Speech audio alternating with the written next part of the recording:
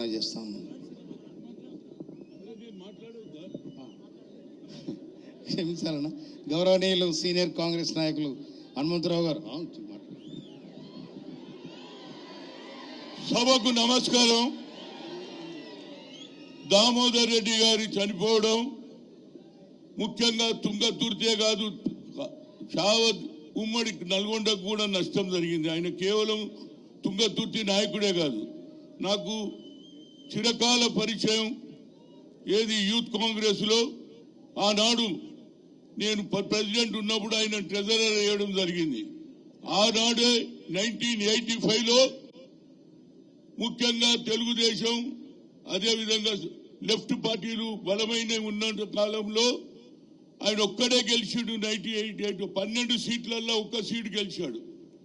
కానీ దురదృష్టం ఏంటంటే ఒక పక్క సోనియా గాంధీ ఆలోచన, రాహుల్ గాంధీ హవా, రేవంత్ రెడ్డి హవాలో ఒకే ఒక్క సీటు ఓడిపోయింది. నాకు చాలా బాధ ఉంది. ఈ సీటు గెలిచేది ఉండే, ఎందుకంటే ఆయన కార్యకర్తల మనిషి.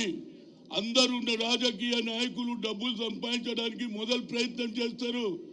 ఉన్న ప్రాపర్టీలు అత్తగారిది సొంతంది అన్ని దానపోసిండు కార్యకర్తలకు. కనుక ముఖ్యమంత్రి గారు ఇప్పుడే చెప్పారు, మా ఉత్తమ్ కుమార్ రెడ్డి గారు, ఆయన ఏది శ్రీరామ్ సాగర్ ప్రాజెక్టు రావడం ఆయన చిరకాల కోరిక, అది చేస్తున్నారు. దాంతోపాటు నాది ఒక్కటే రిక్వెస్ట్, ఆ కుటుంబాన్ని ఆదుకోవడానికి ఆయన కొడుకు అయినటువంటి ఆ బాబుకు సరి అయిన న్యాయం చేయాలంటున్నా.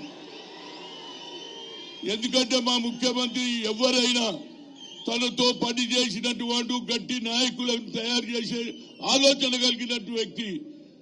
అదేవిధంగా దామోదర్ రెడ్డి గారు నిజంగానే ఆనాడు ఎవరు లేకుండి ఇతనే మొగోడు ఉండే, ఉన్నమాట చెప్తున్నా. ఇవాళ అందరు తయారైన కనుక ఆయనకు సరి అయిన, ఆయన కొడుకుకు, ఆయన తల్లి చనిపోయింది, తండ్రి కూడా చనిపోయినాయా.